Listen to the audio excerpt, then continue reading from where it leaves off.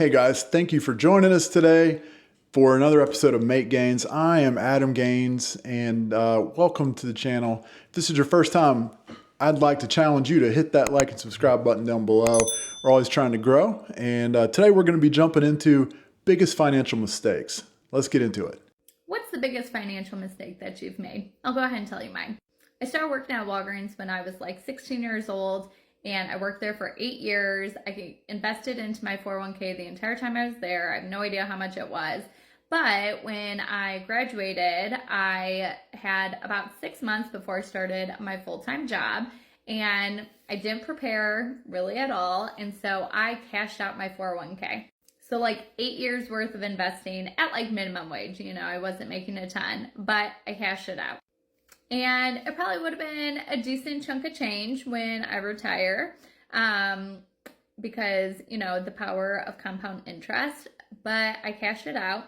The only good thing about it is that between the time I graduated and the time I started my full-time job, I used that money to live off of for the entire summer. And I studied for my CPA exams. I passed 2 during the summer. I passed my 3rd one shortly after I started my new job. And then I took the last one by the end of the year. So it didn't go completely to waste. I did use it for a good reason. And I passed the CPA. So I got that out of the way, but it still just like hurts me a little inside to know how much it would have been worth if I had just let it sit and prepared myself for having that summer off. So let me know in the comments what your biggest financial mistake has been so far. That's a rough one because she's right. If you invest your money when you're young, the compounding interest is just, it's huge. You should Google difference in retirement money starting in your 20s versus 30s. It's crazy, guys. So this is your reminder to start investing now. If you are young, even if you're old, if you're not investing, you want to be taking advantage of your company's 401k. If they're matching, then for every dollar that you're investing, you're getting another dollar for free. You will not find that kind of returns anywhere. And so not only that, but if your money's doubling every 7 to 10 years, that's a huge chunk of money when you retire. Don't let that happen to you. I just turned 30 and I'm going to tell you all the financial mistakes that I made in my 20s so that you don't end up like me. Number 1 was spending money on dates that I could not afford to go on. Dinners to very expensive Brazilian steakhouses, trips to New York City to see Broadway. I could afford none of it, but did all of it. That person that you're trying to go after will like you just as much if you take them to some place you can afford. If they don't like it, they're not for you. Now, I did all that stuff, and she had to stick by me through all that garbage that I put her through by having to move away to pay off a bunch of debt and do a whole bunch of stuff like that. Save yourself the trouble. Do this without having to go through all the hardship that I put this one through. Number 2, I did not start investing in my retirement until I turned 30, meaning that I have to play catch up. If I just contributed 3, 5, 6% in my 20s, I would be so much further ahead now. But I waited because I was spending a whole lot of money on stuff that I could not afford. And I didn't think my retirement was that close. So I just held it off. And now I'm really kicking myself for it. And number 3, and this is not a complete list, but this is number 3, credit cards. I opened up that first credit card so that I could rent a car. And my God, it was like the floodgates open. I maxed out every card as soon as I could. In a span of 6 months, I had racked up $17,000 of credit card debt. 17 grand. Just because you have the available credit does not mean that you should be using it. And 29-year-old me wishes that 27-year-old James didn't do all that because I spent 3 years paying that debt off, and it was misery. And this last piece here is most certainly the most important thing. See the thing through. I started like 5 or 6 businesses in my 20s, but I never stuck any of them out to see any of the fruits of my labor. You gotta get through the hardship in the beginning to see the reward for all that work that you put in. Stick it out. Even that job that you're on. You're not on the job long enough to see the fruits of your labor, to get that promotion, to start making the big money that you want to make. See the thing through. Like, follow, and comment. All great pieces of advice. I will tell you the first one, I've done that. I've gone on dates that I couldn't afford or shouldn't be affording. Whenever I met my wife, I was taking her out and we were I was taking her to fancy places, right? And I would order appetizers and all that. And after like 2 dates, she said, you don't have to take me to places like this. Like, this isn't important to me. And I was just like, oh, well, I enjoy it. And she's like, well, it's not that I don't enjoy it. I just want to make sure that you know that you don't have to take me to places like this. And that's one of the reasons I'm married to her, because she doesn't find those things to be of importance. And I would say to you, just like he said, if someone does find those things to be what matters, then they're probably not the right person for you either, because that means they're going to be high maintenance, they're going to be expensive to keep around, and you're going to have to keep that up. So, I saw a video this week of a guy taking a girl on a picnic as a first date, and she went off on him. Well, that's not the kind of girl you want to be dating, okay? So the other things, the credit card debt, don't do it. I've told you guys my credit card stories before. If you want to hear that, go check out my credit card video. But yeah, they get you, man. And I feel like it's kind of predatory, right? Because they go for you whenever you're young, and they give you money when you don't have money. And those payments to pay it back are low. So yeah, you can go out to eat more. You can buy the stuff that you couldn't afford before. And that adds up quick, and then that payment starts getting high, and then you can't get out from under the debt, and it's a vicious cycle. So what was the number one mistake you made financially when you were younger? Overspending, buying my friends all the drinks that they wanted, and using a lot of them. How do you think so many people spend money on in your opinion? They want to live for the moment. They don't think about the future.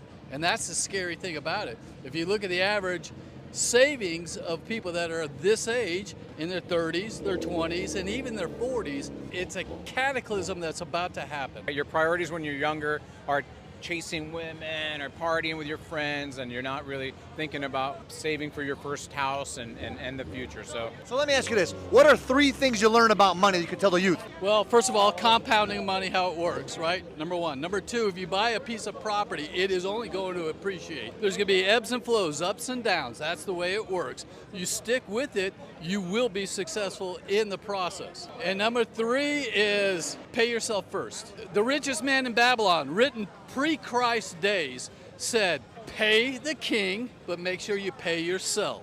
And if you don't do that, you will struggle the rest of your life just to make ends meet. I want to have the peace of being able to say, I don't want to work anymore. And thank God I did at a young age. Bought my first house at 26. And I own 9 houses now. It is super important that you pay yourself first. The book that he recommended, Richest Man in Babylon, good book.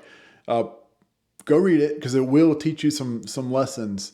You want to pay yourself first. Out of every check that you have come in, like I said before, take as much as you can out now, because the more money that you can invest, the better off you'll be. My recommendation is 15%. If you can't do 15%, at least do your company match. At least. Okay, but do up to whatever it is. So if it's 6%, get to that 6%. Do it every month. Do not let yourself touch that money. Okay, because if you touch that money, it might feel like, oh, I'm just getting a loan, I'll pay myself back. But when you do that, you're missing out on growth. Okay. And yeah, you might pay yourself back 3% or whatever it is, but that's nothing compared to what the market does over most years. Okay. So don't allow yourself to fall into that trap. Pay yourself first. Whenever you get raises, increase it. Okay. So if you start with 6%, you get a 3% raise, increase it by 1 or 2%. You won't feel it. I promise. I've done this. Okay. So that is one of the best pieces of advice. And then when you talk about buying property, yeah, that's debatable, but I do agree that property always goes up. I've found it to be a wonderful investment for me. So in most cases, I think it's a smart thing as long as you plan to stay where you live for quite a while. And you don't buy something bigger than you can afford. Okay, you need to buy something that's not going to be a burden on your family because you wanted to get a fancy house before you could truly afford it. What's a bad financial decision that you regret making in life? Gambling thousands away. Yeah. Being a gambling addict. Like in Las Vegas, out here? All the above. Online, Las Vegas. Yeah. Do you sports bet?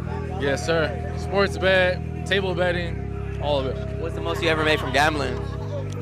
Like 3,000 in one night. Like 3,000 in like 2 hours. That's pretty good, huh? It's really good, but then I lost it all. Oh, you like rebetted it? Yes, sir. Damn. And then what's the most you lost in one night? I was with this guy. I was like 6,000 and like literally like 1 hour, 6,000. And how were you feeling? Depressed. Yeah. What you tell like the family or significant other? Nobody knows nothing. Now they know. It's right here. Now they know. Nah, they don't know nothing, bro. That shit stood in my heart. That shit stood in my heart like a man. Yeah. Take it like a man. Get him next You time. shake that shit off. You start. You keep going. You keep stacking. You keep going. I feel that. You're still betting to this day? Nah. You learn your lesson? I've grown. I'm grown now. Yeah. He said, I kept it in my heart like a man. Yeah. Men don't gamble away their family's future. Okay. Let me just be clear on that. That's a childish thing to do. Okay. Gambling is just that. And most people, like, you don't meet too many successful gamblers. In fact, I've never met one. I met one guy who claimed to have made hundreds of thousands of dollars gambling, but that same guy ended up losing even more, losing his house and his family. And then he changed his ways and was telling that story. But there aren't successful gamblers out there, guys. Don't try it. It might be fun, but do it with your friends for a couple bucks. Don't do it on websites or in Vegas. It's not a good idea. I put myself into debt, $45,000 worth of debt, not including my car note. With my car note, it's $55,000. No one forced me. No one tricked me. I did that to myself. For a long time, I really just wanted to blame this situation on everybody else except for myself. I would say things like, oh, I had to spend money because of this, or I had to spend money because of that. But I just never knew how to handle my money. And that's just the facts. And I made really bad choices, plain and simple. Now I'm the one paying for those choices, literally. Don't allow yourself to get into debt. It is really difficult to get out of. And I'm speaking from experience. If you get into $20,000 worth of debt, then you've got to make a lot more money than you need to live off of, or you've got to really cut your living expenses, which is hard, in order to get out of that debt. So don't allow yourself to get into that trap to start with. If you have to use a credit card and you can't pay your credit card off at the end of the month, then you don't have the money. You cannot afford that. Okay? Let me say that again. If you have to use a credit card to pay for whatever it is, you can't afford it. Don't buy it. All right? Save your money whenever you have enough money to buy it. Then you can go buy it, and then you'll feel great about it because you're not going to have the burden of having to figure it out later. What's the worst financial decision you ever made in your life? The worst financial decision I made was I bought a real expensive car and I didn't even have a house. People, do not spend more than $80,000 on a car and you don't even have a house, because the car depreciates the moment you take it off the lot. Invest in stocks, invest in real estate, save your money. That's how you do it. That was my worst decision. Okay, what car was this? It was a Dodge something. I can't even remember what Like it was. a Charger? Yeah, it was like something like that. Yeah, real expensive car, wasn't worth it, bad investment. Okay. And then what's the best piece of finance advice you ever gotten before? I think the best piece of finance advice, number one, learn how to balance basically your finances. Very important. Don't spend more than you make. As a matter of fact, every time you get your paycheck, at least take 1/3 of it and put it aside. Very important. Oh, okay. And then last question, hypothetically, if I were to give you $100,000, what would you do with it? If you gave me $100,000, I would be trying to either put it into an annuity, I would try to invest maybe in real estate, and I would probably invest some of it in maybe stock, something like that, like Apple or Amazon, something that I think is going to give me a really good return. Okay, are you currently invested in anything right now? So currently, I do have a brokerage account. I do have a 401k, savings. Basically, my plan right now is I want to be able to retire by the age of like 50. That's the goal. Okay, this man on his stuff. Yes, Yeah, sir. all right. Yes, sir, man. So some good advice there, some not so good advice there. I wouldn't buy the $80,000 car ever unless you can pay cash. Don't get yourself in a car debt, okay? Save that money. I've got a video on that. Go check it out.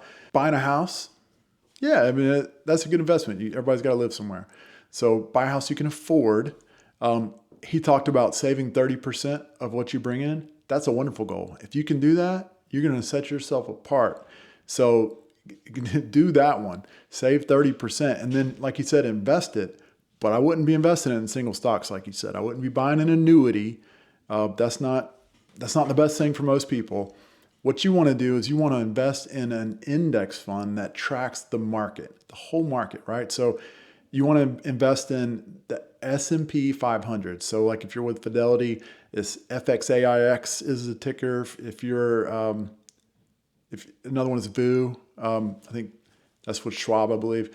But all the different investment platforms have a low cost index fund that you can invest in that tracks the market, and that's the best way to invest because you're investing in lots of different companies. And the average for the S&P 500 is around 10% a year. I think it's around 8 if you count inflation. So it's wonderful returns, it's lower risk, and it's low cost. So that's what you want to look for whenever you're choosing something to invest in. This isn't financial advice, but that's what I do. I just realized that a lot of the reason that I've made bad choices in my life, like whether it be bad financial decisions or whatever, or bad job, career moves, bad, choosing the wrong apartment, it's because I took horrible advice from people who made me feel like they were superior to me because they like somehow lowered my self-esteem to the point where they made me feel like I'm inferior and they're superior, and presented themselves as an authoritative figure even though they have no business making life decisions from, why does this hat look so stupid? I'm taking it off. Now my hair looks stupid. God.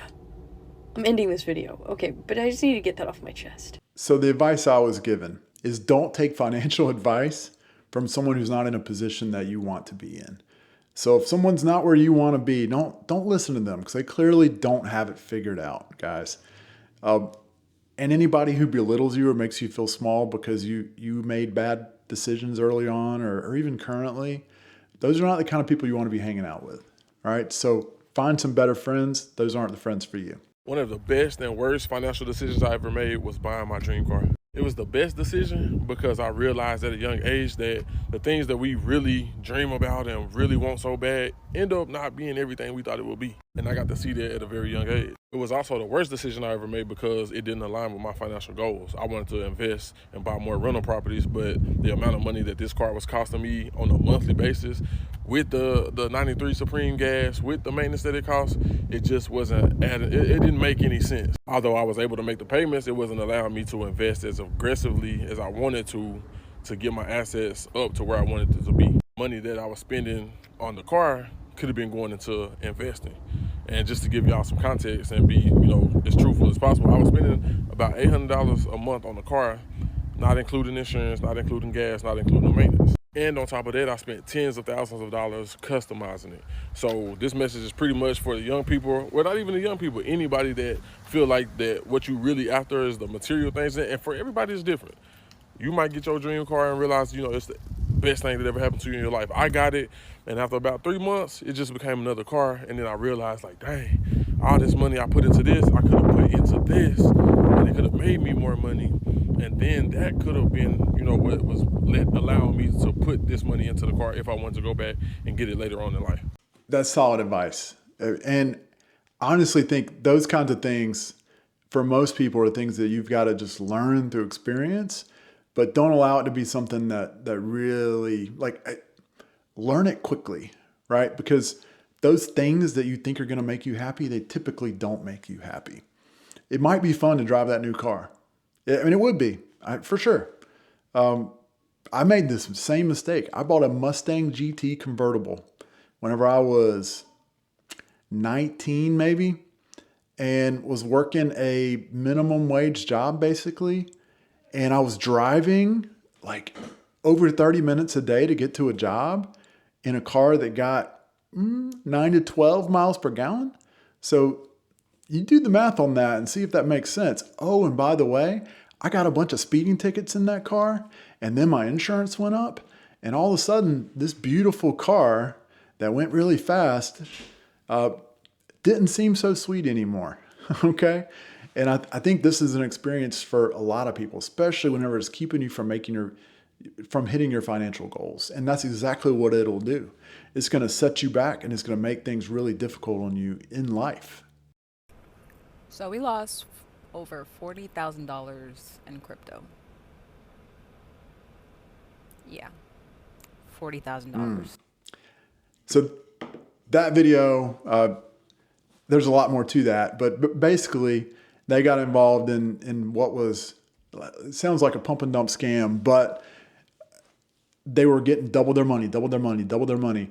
And then eventually the market crashed and they thought, hey, why don't I just invest while the market's down? So they put in 40 grand and then people stopped answering their phone calls. Okay. So this is a little bit different than just the crypto one, but I would say this: don't invest with a company that hasn't been around for a long time. If you're going to invest money, do it with a company like Schwab, like Fidelity. Okay. These companies have been around for a long time. You don't have to worry about them going under. And a lot of people have a lot of experience with these companies. They're not going to take your money and disappear overnight. Okay. But the other thing is with crypto, it is very, very volatile. And most people don't invest when it's down or when it's going down. They invest as it's going up, which means that your risk is greater. It's not like investing in the S&P 500 where over time it's always gone up, you know? So like S&P 500 over the last 100 years, it's gone up. It has a trajectory of going up. And crypto does too right now, but it's so new, it'd be difficult for anybody to truly recommend that and it be a wise investment. So anybody who's telling you, oh, you should put money into crypto, put all your money into crypto, don't listen to them. If you want to invest in crypto, do it, but only with money that you're willing to lose. And my personal recommendation is not more than 5% of your whole portfolio. Okay. So don't do a lot of money and do it for fun, but know that you really could lose it overnight. All right. Well, that's all for today. I hope that you learned something from other people's financial mistakes. Just reminding you to make gains. And if you're not a subscriber, please like and subscribe. We're a brand new channel. We're trying to grow, trying to get our audience bigger. And also, if you know anybody who's making some financial mistakes, send them this video. And hopefully they'll watch it and they'll make some gains too. Thanks for stopping by.